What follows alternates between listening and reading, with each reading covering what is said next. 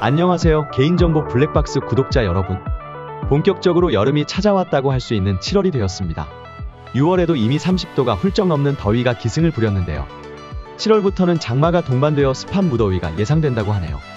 비록 날씨는 덥지만 저희 구독자 여러분들은 개인정보 블랙박스 영상과 함께 항상 시원하고 더위 먹지 않는 여름이 되시길 바랍니다. 이번 7월에도 지난달 개인정보 보호 뉴스를 요약하고 요점만 쏙쏙 뽑아 설명해드리는 개인정보 뉴스 브리핑 시작하도록 하겠습니다. 이번 달도 여러가지 뉴스가 준비되어 있으니 관심 있는 뉴스는 댓글창에 타임라인을 참고하셔서 찾아 들어보세요. 그럼 뉴스 브리핑 시작하겠습니다. 오늘은 유사한 두 개의 뉴스를 같이 시작하겠습니다. 정당한 권한 없이 또는 허용된 권한을 초과하여 다른 사람의 개인정보를 사적으로 이용한 경우입니다. 충남경찰청의 수사부서에서 일하는 30대 여성 경찰관이 유명 트로트 가수의 집에 업무와 관계없이 찾아갔습니다. 경찰은 수사에 필요한 경우 경찰 내부망을 통해 집 주소 등 개인정보를 열람할 수 있다고 합니다. 이 경찰관은 경찰 내부망을 이용해 유명 트로트 가수의 집을 알아낸 것입니다. 이때 개인정보를 열람한 경우 상급자의 승인을 얻어야 하는데 이 과정에서 사적인 목적으로 개인정보를 조회했다는 사실이 뒤늦게 파악되었습니다. 충남경찰청은 해당 경찰관을 직위해제하고 징계 절차에 들어갔으며 개인정보보호법 위반 혐의로 입건했다고 합니다. 삼성전자 서비스센터 엔지니어가 고객이 맡긴 핸드폰에 사진첩을 사적으로 열람한 사건이 있었습니다. 지난달 5월 삼성전자 서비스센터에 휴대전화 수리를 맡겼던 30대 여성이 자신의 휴대전화 사용기록에서 수상한 점을 발견했습니다. 배터리 사용기록을 확인해보니 서비스센터에 휴대전화를 맡긴 날 저녁 누군가 자신의 사진첩, 파일 메시지에 1시간 넘게 접근한 사실을 발견한 것입니다. 휴대전화 사진첩에는 다이어트 체크, 일명 눈바디를 위한 신체 사진까지 담겨 있었다고 합니다. CCTV 열람을 요구하자 서비스센터는 뒤늦게 해당 직원이 휴대전화를 집으로 가져갔다는 사실을 밝혔습니다. 서비스센터 측은 새 휴대전화로 보상을 제안했지만 피해자는 이미 극심한 불안과 정신적 고통에 빠진 상태라고 합니다. 해당 직원에 대해선 정보통신망법, 개인정보보호법, 성폭력범죄처벌법에 해당하는 처벌 여지가 있다고 하며 특히 개인정보 취급자인 직원의 개인정보 처리는 개인정보 처리자에게 책임이 있기 때문에 회사의 양벌 규정이 적용될 수 있다고 하네요. 다음 뉴스는 앞선 두 뉴스와 비슷한 듯 하지만 처벌 결과는 다소 다른 소식입니다. 부산에서 사회정보보장 시스템을 통해 전 남자친구와 그 가족 정보를 무단으로 수십 회 열람한 혐의로 재판에 넘겨진 공무원이 1심에 이어 2심에서도 무죄를 선고받았습니다. 최근 부산지법 형사 4-1부는 개인정보보호법 위반 혐의로 기소된 부산의 한 30대 여성 구청 공무원 A씨에게 무죄를 선고했습니다. 부산 한 행정복지센터에서 근무하는 공무원 A씨는 과거 2022년 4월부터 6월까지 사회보장정보 시스템을 통해 전애인인 B씨와 B씨 아버지, 동생 3명에 대한 개인정보를 총 52차례 무단 열람한 혐의로 기소됐습니다.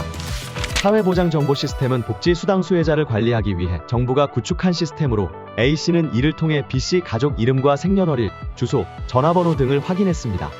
A씨는 사회복지 업무를 담당하였기에 관련 개인정보를 열람할 권한을 포괄적으로 갖고 있었습니다. 하지만 열람 과정에서 B씨 동의는 없었고 이 사실을 알게 된 B씨가 민원을 제기하면서 수사가 시작됐습니다. 검찰은 A씨가 B씨 아버지 동의와 정당한 절차 없이 정보를 습득했기 때문에 개인정보보호법 제59조 1호, 제72조 2호를 위반한 것으로 판단했습니다.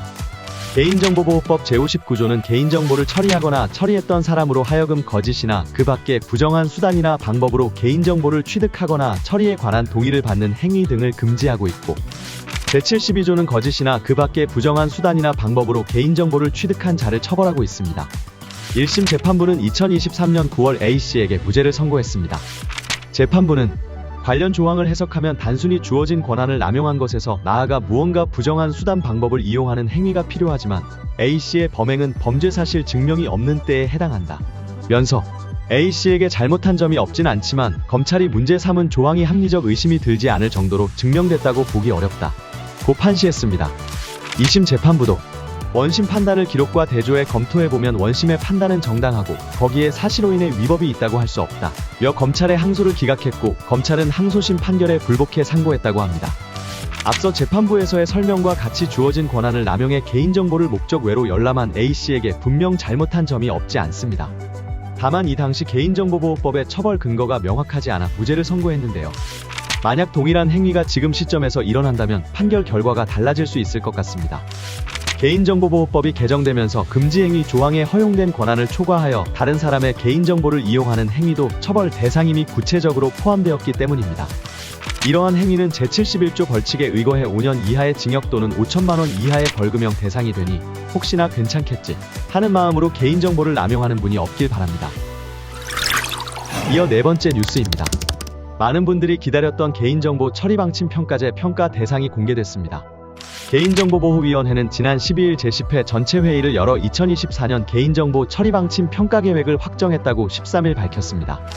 개인정보 처리 방침은 개인정보 수집, 이용, 제공, 위탁 등 개인정보를 처리하는 기준과 안전조치에 관한 사항에 대해 개인정보 처리자가 스스로 작성하여 공개하는 문서를 말합니다. 개인정보 처리자라면 개인정보보호법 제30조에 따라 정보 주체의 알 권리 보장을 위해 개인정보 처리 방침을 수립 공개해야 할 의무가 있는데요. 사실상 기업에서 공개하는 개인정보 처리 방침이 내용도 많고 이해하기 어려운 경우가 많아 실효성이 떨어진다는 지적이 제기되어 왔습니다. 실제 개인정보보호위원회 조사에 따르면 지난해 국내 인터넷 이용자의 34.9%만이 개인정보 처리 방침을 확인한다고 하네요. 이에 개인정보위는 지난해 관련법을 개정해 올해 본격적으로 첫 개인정보 처리 방침 평가를 실시하기로 했습니다. 평가제가 실시된다는 것은 알고 있었지만 첫 실시 대상이 확정되지 않아 많은 기업들에서 기다리고 있었을 텐데요. 올해 평가는 빅테크, 온라인 쇼핑, 온라인 플랫폼, 병의원, 온라인 동영상 서비스, 엔터테인먼트, 인공지능 채용으로 국민 생활과 밀접한 7개 분야의 49개사가 대상으로 선정되었습니다. 평가 기준은 개인정보 처리 방침에 포함해야 할 사항을 적정하게 정했는지, 알기 쉽게 작성했는지, 정보 주체가 쉽게 확인할 수 있는 방법으로 공개했는지 등 크게 3가지이며 26개 항목, 42개 지표를 통해 의무사항 이행 여부와 개인정보 처리자의 노력 등이 평가됩니다. 평가 절차는 외부 전문가로 구성된 평가위원회가 공개된 자료를 기반으로 하는 기초평가와 기업기관이 제출한 소명 자료를 토대로 이루어지는 심층평가 방식으로 실시된다고 합니다. 얼마 전 6월 26일까지 개인정보보호위원회 사이트에서 공고한 개인정보 처리 방침 평가제 이용자 평가단을 통해 서비스 이용자가 가독성과 접근성 등을 확인하는 평가도 진행된다고 합니다. 평가 결과 개인정보 처리 방침이 우수한 곳에는 과징금 과태료 부과 시 감경 등 인센티브를 제공하고 보완이 필요한 곳에는 개선 권고 등의 조처를 내리게 됩니다. 윤여진 개인정보위 자율보호정책과장은 7, 8월 기초평가 및 이용자 평가를 시작으로 9월 심층평가, 10월 평가 결과 통보 및 이의 신청, 11월 이의 신청 검토 및 결과 통보 순으로 진행할 예정이라며 12월에 최종 결과를 확정하고 우수 사례를 공개하겠다고 말했습니다. 양청삼 개인정보위 개인정보정책국장은 부담을 주는 방향보다는 우수한 사례를 발굴하는 데 중점을 두되 법 위반 우려가 있는 경우에는 개선을 유도하는 방향으로 추진할 계획이라며 정보 주체의 알 권리 강화 등 권리 보장에 기여하는 계기가 되길 기대한다고 밝혔습니다. 평가 대상 기관 목록은 화면에 나오는 것과 같으며 이는 개인정보보호위원회 홈페이지에서도 확인할 수 있습니다. 상대방 동의 없이 녹음된 통화 내용이 AI로 전달해 요약 통역된다면 개인정보보호법상 문제는 없을까요? AI 기반의 서비스가 여기저기 활성화되고 있는 현 시대에 한 번쯤 고민해 봤을 만한 주제입니다. 마침 개인정보보호위원회에서 AI 응용 서비스 사전 실태점검 결과를 발표하면서 이에 대한 궁금증을 해소해 주었습니다. AI 응용 서비스 사전 실태점검 대상이었던 SKT의 에이닷은 AI 기반의 통화녹음 요약 및 실시간 통역 등을 제공하는 서비스입니다. 이용자의 기기에서 통화 녹음이 이루어지면 음성 파일이 SK텔레콤의 서버에서 텍스트로 변환되고 이를 다시 마이크로소프트 클라우드를 통해서 챗GPT로 요약해 이용자에게 전달하는 방식입니다. 그동안 전 세계적으로 상대방 동의 없는 통화 녹음은 불법의 소지가 있다는 의견이 있었습니다. 미국의 경우 전체 50개 주 중 13개 주가 이를 금지하고 있기도 하고 아이폰의 경우 통화 앱의 녹음 기능 자체를 제공하지 않고 있었죠. 다만 국내에서는 현행상 통신비밀법에 따라 공개되지 않은 타인 간 대화를 제3자가 녹음하는 것만 금지되고 있습니다. 강대현 개보위 과장은 음성은 개인정보가 맞지만 개인의 통화 녹음 행위 자체는 개인정보법 규율 대상이 아니라고 판단했다면서도 통신비밀보호법 위반 소지 여부는 과학기술정보통신부가 판단할 사안이라고 전했습니다. 다만 개보위는 에이닷의 경우 통화 내용이 요약된 텍스트 파일을 보관하는 시스템 등의 접속 기록이 보관되지 않은 사실이 있어서 시스템상 접속 기록의 보관 점검 등 안전조치 의무를 준수토록 시정 권고하기로 했습니다. 아울러 텍스트 파일의 보관 기간 최소화, 비식별 처리의 강화, 서비스 내용에 대해 정보 주체들이 명확히 이해할 수 있는 조치를 마련 시행할 것을 개선 권고했습니다. 참고로 사전 실태점검에서 시정 권고를 받은 사업자는 10일 내 수락 여부를 밝혀야 하며 수락하지 않으면 사전 실태점검이 아닌 일반 조사로 전환돼 법 위반 사항에 대해 제재 처분을 받게 됩니다. 또 시정명령을 이행하지 않으면 3천만 원 이하의 과태료가 부과된다고 하네요. 오늘의 마지막 뉴스입니다.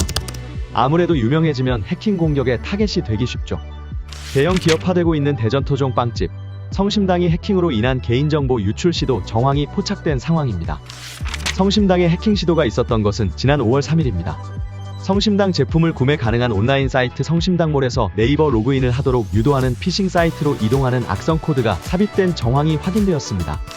이에 성심당은 지난달 5일 오전 9시 이전 성심당몰 접속 후 이동된 피싱 사이트에 로그인한 고객에게 개인정보 보호를 위해 비밀번호 변경을 당부하며 성심당몰을 폐쇄 조치했습니다. 경찰은 해킹한 피의자들이 네이버 아이디로 로그인을 유도해 개인정보를 빼내려고 했던 것으로 보고 있습니다. 다만 개인정보 유출 시도 정황이 포착됐을 뿐 실제로 개인정보가 유출되지는 않았다고 경찰은 설명했습니다. 그러나 해킹 정황을 처음으로 포착한 디지털 범죄 대응 기업 라바웨이브 측은 최초 1시간 동안 확인한 네이버 계정 정보 관련 유출 피해자만 190여 명인 것으로 추정한다고 합니다. 라바웨이브 측은 네이버 로그인 창과 유사한 피싱 사이트의 성심당몰 접속 고객이 실제 네이버 아이디와 비밀번호를 입력하는 방식으로 유출이 이뤄진 것으로 분석했습니다. 즉, 실제 네이버 로그인 창이 아니라 해커가 유사하게 만들어낸 로그인 페이지로서 해커는 성심당에서 보유한 고객 정보를 탈취하려는 목적이 아니라 이용자의 네이버 아이디와 패스워드를 취득하려는 목적이었을 것으로 추측됩니다. 만약 최소 5월 3일부터 5월 5일까지 성심당몰 사이트에서 네이버 계정 로그인을 시도했던 분이 계신다면 반드시 네이버 계정 비밀번호 변경 및 로그인 인증 강화를 적용해 주시기 바랍니다.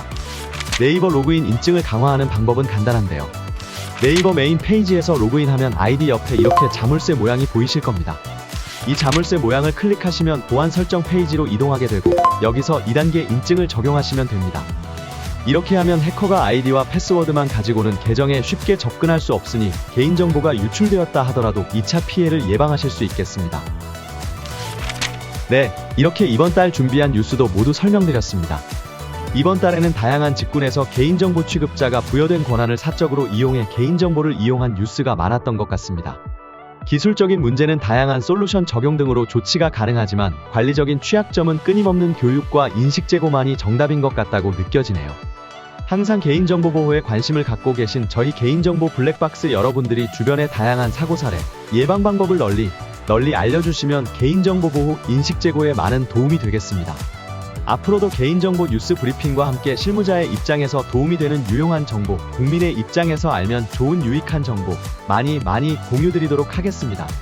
앞으로도 이 영상이 기대가 되신다면 개인정보 블랙박스 구독, 좋아요, 알람 설정까지 부탁드립니다.